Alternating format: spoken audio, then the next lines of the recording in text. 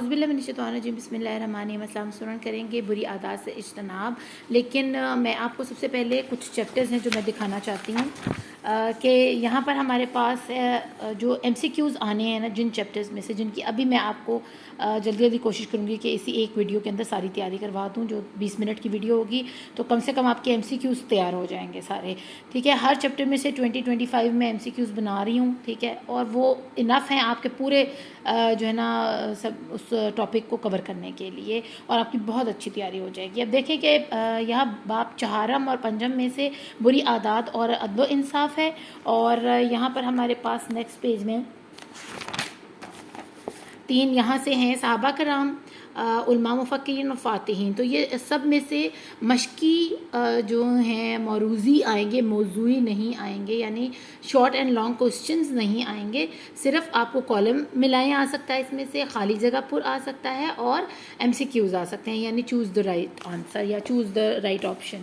اب سٹارٹ کرتے ہیں، اور میں نے جدھر جدھر انڈر لائن کیا ہوا ہے وہ آپ کے ایم سی کیوز ہیں، تقریباً 25 اس میں سے ایم سی کیوز، یا آپ اس کو فل ان دی بلینک سمجھ لیں، آپ کے یہ بنتے ہیں۔ تو سٹارٹ کرتے ہیں۔ معنی اور مفہوم۔ چوری کے لیے عربی میں سرقہ کا لفظ استعمال ہوتا ہے، تو اس میں سرقہ کریں گے، جس کے معنی ہے خفیہ طریقے سے کسی کا مال اٹھا لینا، اور ایسے کرنے والے کو چور کہا جاتا ہے۔ اب آپ نے خفیہ طریقے سے اور چور کہا جاتا ہے کو بھی ذہن میں رکھنا ہے، اس کے معنی ذہن میں رکھنے ہیں، کیونکہ ایسا ہو سکتا ہے کہ کالم ملائیں آئے تو سرقہ کا سامنے لکھا ہو کہ اس کا مطلب یہ ہے، تو اگر آپ کو مطلب پتہ ہوگا تو آپ اس کو جواب دے سکو گے۔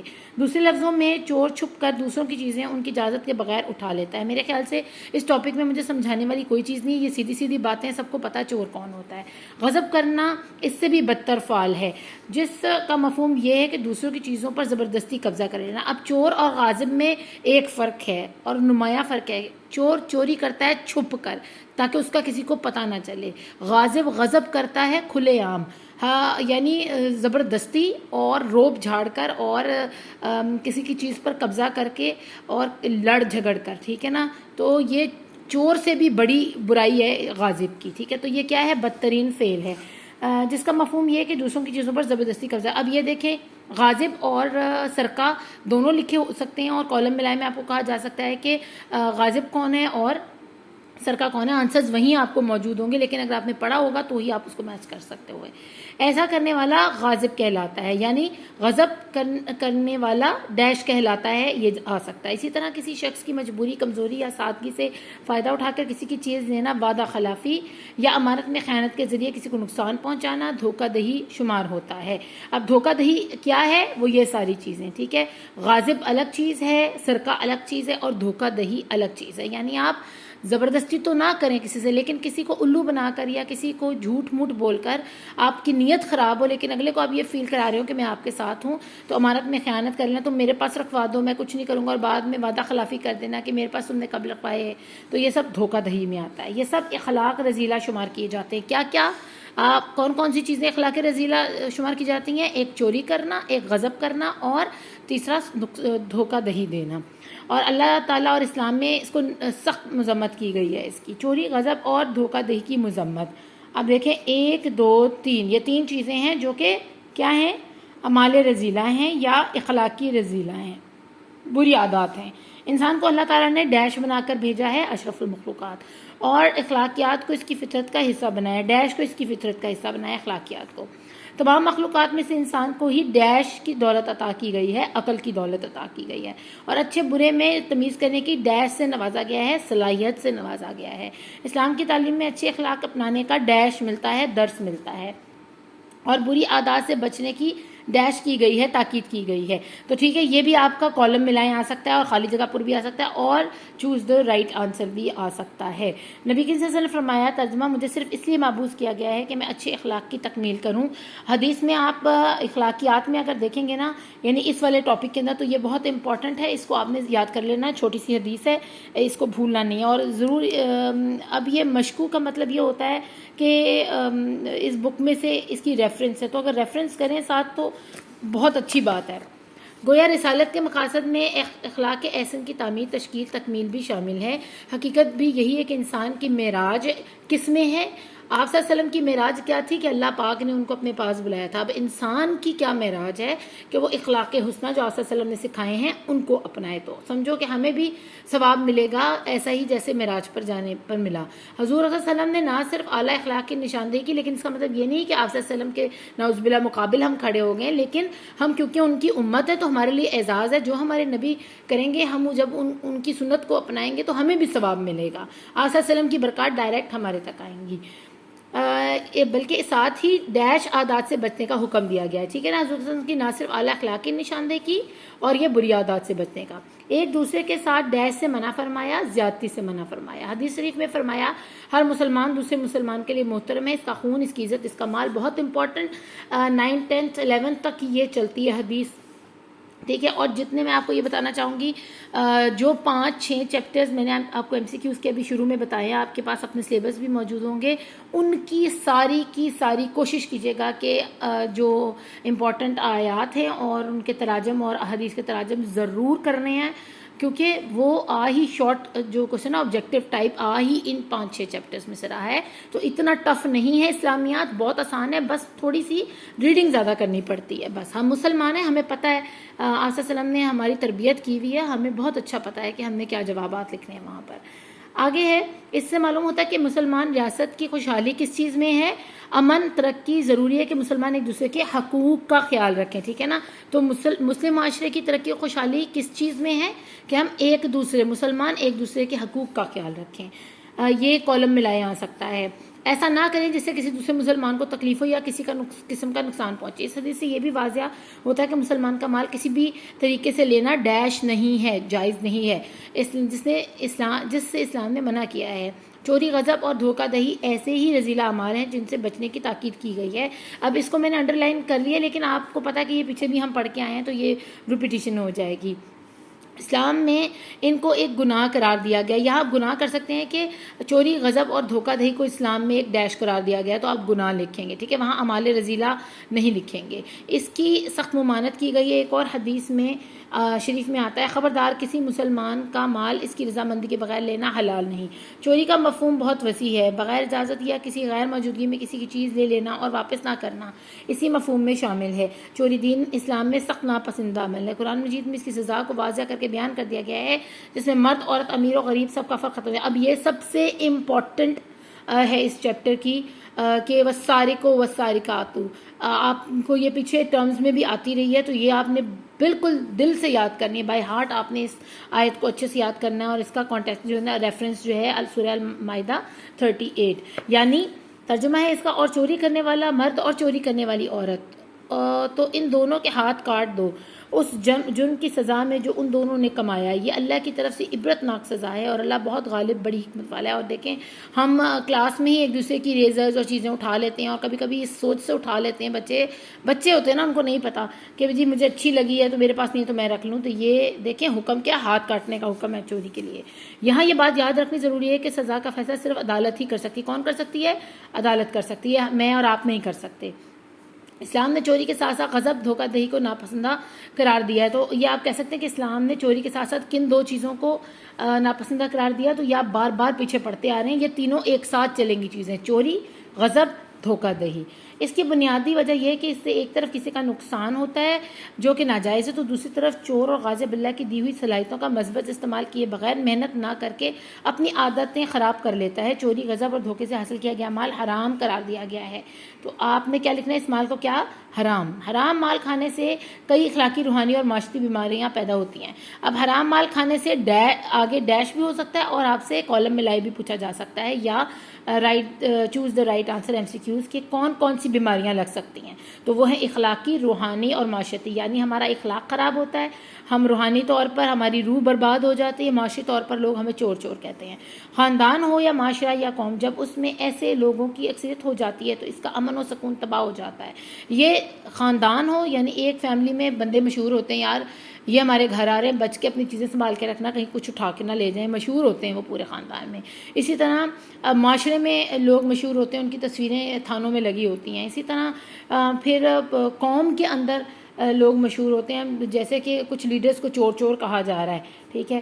لوگوں کی اکثریت ہو جاتی ہے تو امن سکون تباہ ہو جاتا ہے. کیسے امن سکون تباہ ہوا؟ دیکھیں ابھی ہمارے پولیٹیکل لیڈرز آپس میں لڑ رہے ہیں, پاکستان کتنی مشکل سے گزر رہا ہے. اللہ پاک ہمیں رحم فرمائے ہمارے اوپر. اس کی ترقی رک جاتی ہے, کاروبار کم ہو جاتا ہے اور پیداوار ختم ہو کر رہ جاتی ہے. یہ سب کچھ اب ہو رہا ہے ہماری آنکھوں کے سامنے. یہ صرف کتاب تک محدود نہیں ہے, یہ ہم ایکسپیرینس کر رہے ہیں آج کل کے دور میں. بے روزگاری بڑھتی ہے اور پورا معاشرہ جرائم کی ڈیش میں پھنس جاتا ہے, دلدل میں پھنس جاتا ہے. حدیث میں چوری کی سخت وعید آئی ہے.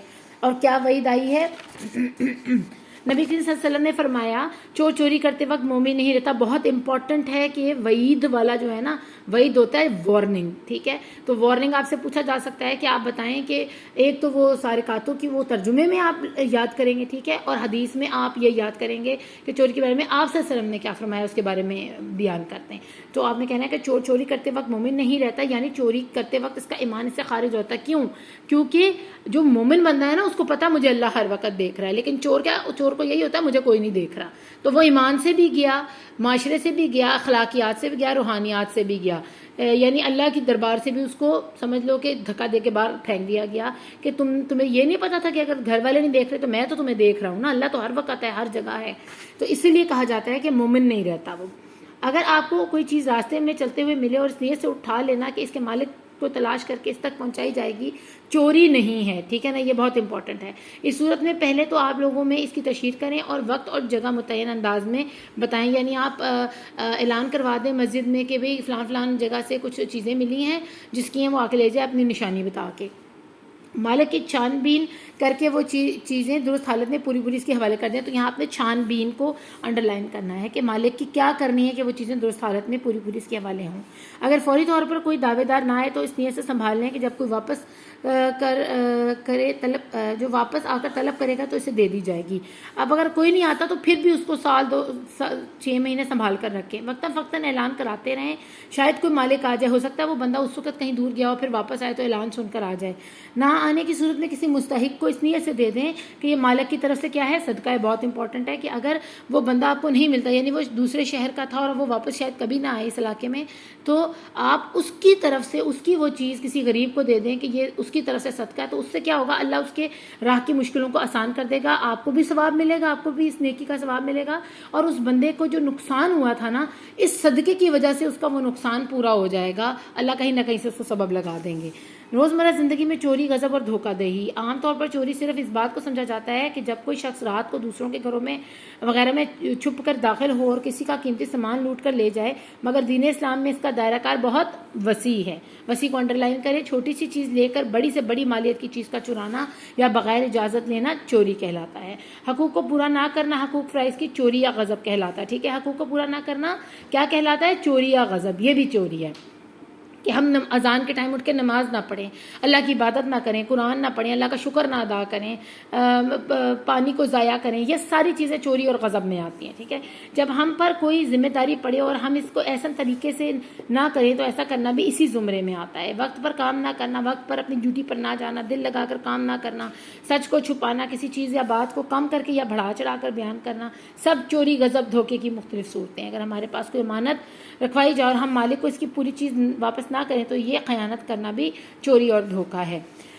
لاسٹ ٹاپک ہے چوری, غصب اور دھوکہ دہی کے نقصانات کیا ہیں. یہ بہت امپورٹنٹ ہے, لانگ کوشچنز میں تو نہیں آئے گا یہ, لیکن آپ پھر بھی اس کو ضرور پڑھیں.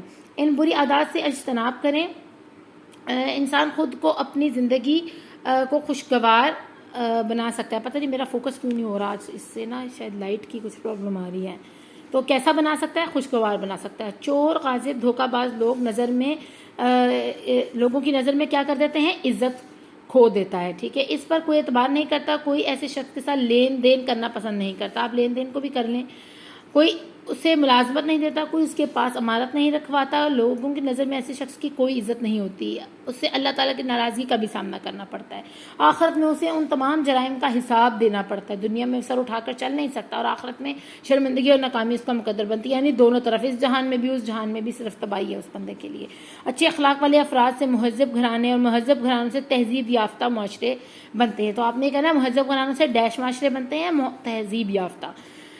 کیونکہ تہذیب سکھائی جاتی ہے نا آپ کو، رہن سہن کا طریقہ، آپ کو لوگوں سے ملنے کا، اخلاق کا، سب طریقے آپ کے ماں باپ سکھاتے ہیں. گھر میں اگر آپ کوئی کسی بہن بھائی کی چیز اٹھا لو تو آپ کو ڈانٹ پڑتی ہے کہ واپس کرو اس کو، یہ بری بات ہے. یا آپ مما سے یا پاپا سے پوچھے بغیر کوئی پیسے لے لیتے ہیں یا کوئی چیز کھا لیتے ہیں فریج میں سے، تو یہ بھی چوری کے زمرے میں آتا ہے، کیونکہ بڑوں کی اجازت کے بغیر آپ کوئی کام نہیں کرتے. تو پھر اسی طرح آہستہ آہستہ بندہ جو ہے نا برائی کی طرف جاتا ہے.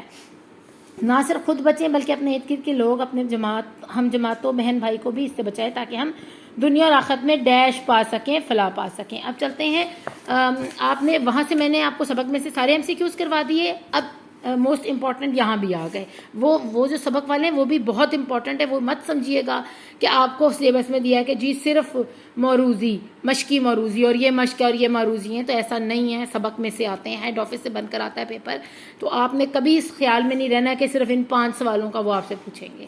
سر کا لفظ کیا ہے؟ انہوں نے پورے چیپٹر کو کور کرنا ہوتا ہے، ٹھیک ہے نا، تو وہ خود سے بنائیں گے MCQs. سرکہ کا لفظ ہے کس کا؟ عربی کا، فارسی کا یا انگریزی کا؟ عربی کا، ٹھیک ہے. اسلامی شریعت میں چوری کرنے والے کی سزا ہے ہاتھ کاٹنا. حدیث مبارکہ کے مطابق مسلمان دوسرے مسلمان کے لیے محترم ہے. کیا کیا چیزیں؟ 3 چیزیں ہیں: اس کا خون، اس کا مال اور اس کی عزت. تو خون، مال اور عزت والا، خون، مال اور عزت، یہ جیم والا ہے، ٹھیک ہے. کسی کا مال زبردستی ہڑپ کرنے والے کو کیا کہتے ہیں؟ غاصب کہتے ہیں، کیونکہ وہ زبردستی کرتا ہے، ٹھیک ہے. اور جو آپ کو دھوکہ دیتا ہے وہ کیا ہوتا ہے کہ آپ کے منہ پہ بہت اچھا بنے گا، جی میرے پاس رکھوا دیں، میں کر لوں، اور بعد میں مکر جاتا ہے. اور چور کون ہوتا ہے؟ جو چوری چھپے کرتا ہے. اور بد دیانت کون ہوتا ہے؟ جو ٹائم سے اپنی چیزیں پوری نہیں کرتا اور اس کے دل میں برائی ہوتی ہے لیکن وہ ظاہر نہیں کرتا. اگر راستے میں کوئی گمشدہ چیز ملے تو کیا کرنا چاہیے؟ مالک کی تلاش کرنی چاہیے. یہ اب سوال کرنے کی ضرورت نہیں. یہ ہمارا ایک چیپٹر جو ہے کمپلیٹ ہو گیا، بری عادات سے اجتناب. نیکسٹ ویڈیو میں انشاءاللہ ہم ایک جو ہے نا چھوٹی چھوٹی ویڈیو میں بنا رہی ہوں تاکہ کور کرواتی جاؤں، تو آپ کی فل تیاری ہو جائے گی، جیسے کہ میں نے آپ کو اردو کی تیاری کروائی تھی. اپنا خوب خیال رکھیے گا. Thank you for watching. اللہ نگہبان.